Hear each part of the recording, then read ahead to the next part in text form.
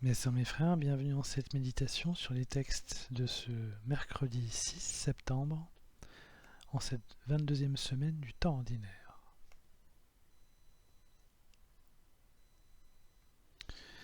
La progression de l'Évangile montre la fidélité de Dieu.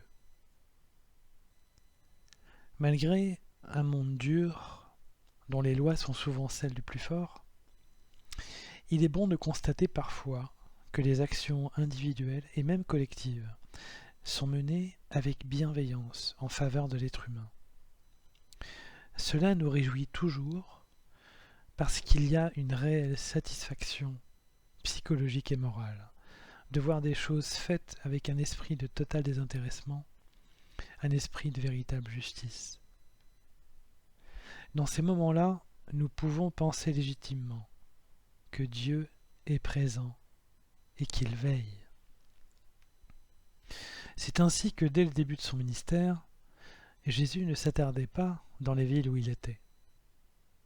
Dans l'évangile du jour, il dit aux personnes de Capharnaüm qui voulaient le retenir, « Aux autres villes aussi, il faut que j'annonce la bonne nouvelle du règne de Dieu, car c'est pour cela que j'ai été envoyé. »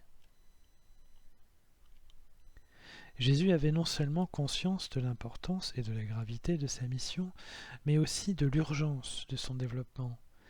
Il savait que sa venue dans le monde était une irruption dans le cours de l'histoire humaine. Comme jamais, cela n'est arrivé, comme jamais cela n'arrivera plus, sauf à son retour au jour du jugement. L'histoire des humains se combine avec l'histoire sainte. Dieu a toujours accompagné les humains, en se montrant de manière plus ou moins insistante selon les époques. Il a toujours su les inspirer quand il fallait améliorer leur existence. C'est sa fidélité qui est constamment à l'œuvre.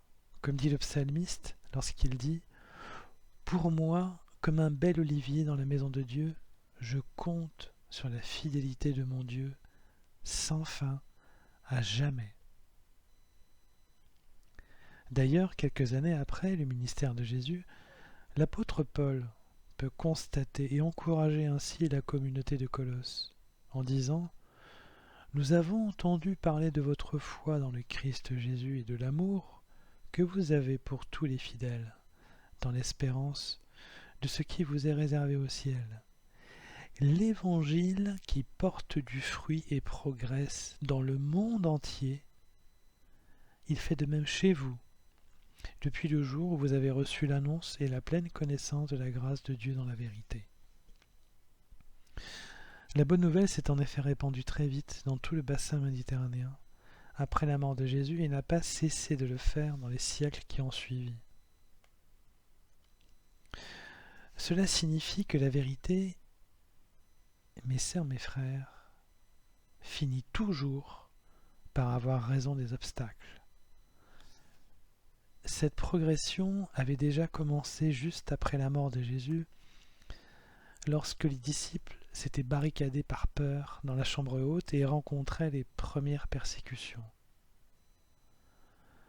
Cela signifie aussi que nous avons toujours raison d'espérer, car Dieu nous sera toujours fidèle et nous aurons raison d'exulter avec le psalmiste « Sans fin, je veux te rendre grâce, car tu as agi. »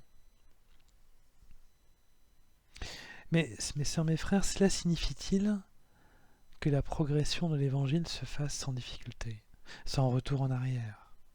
Bien sûr que non. L'histoire sainte montre de nombreux reculs, y compris déjà dans les textes des Écritures mêmes, et notamment dans certaines communautés nouvelles. Je vous renvoie à la lettre aux Colossiens de Paul, où la communauté de Colosse était sensible à la gnose pendant un temps. Ce sont des périodes où Dieu fait avancer l'Évangile d'une autre manière, justement en consolidant notre foi dans les temps difficiles. La période contemporaine qui nous occupe doit nous aider à rester fermes dans notre foi et à devenir ingénieux dans la proclamation de la parole. La rugosité des chemins et l'étroitesse des sentiers sont là pour nous aguerrir. N'est-ce pas aussi ce que Jésus avait dit? Même de son temps, le chemin pouvait être difficilement praticable, et en particulier dans le territoire de vie qu'il a vu grandir, à Nazareth.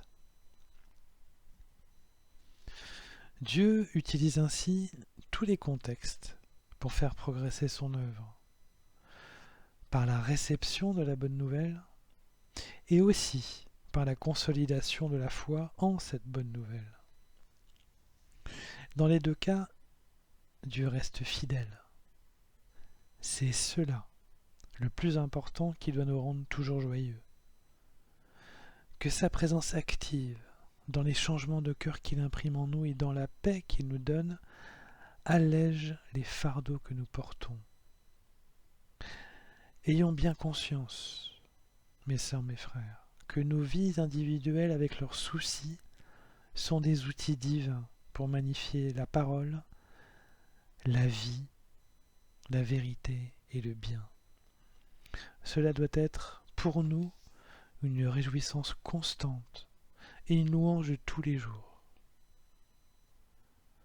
Puisse cette joie alléger nos peines personnelles et les rééquilibrer.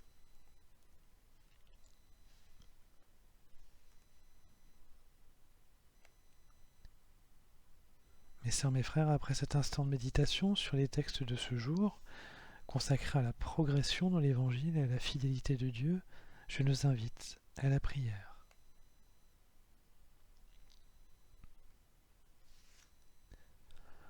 Ô divin Père, nous te louons et te louons encore, car nous te sommes reconnaissants pour ta présence et ton amour. Tu es présent tous les jours de notre vie. Ta parole avance par-delà les montagnes et les mers. Elle dépasse les difficultés et nous rend plus fermes. Fais de nous de bons outils pour annoncer ta parole. Aide-nous à trouver les mots justes pour parler de toi, afin qu'ils te connaissent encore plus intimement et qu'ils t'aiment. Amen.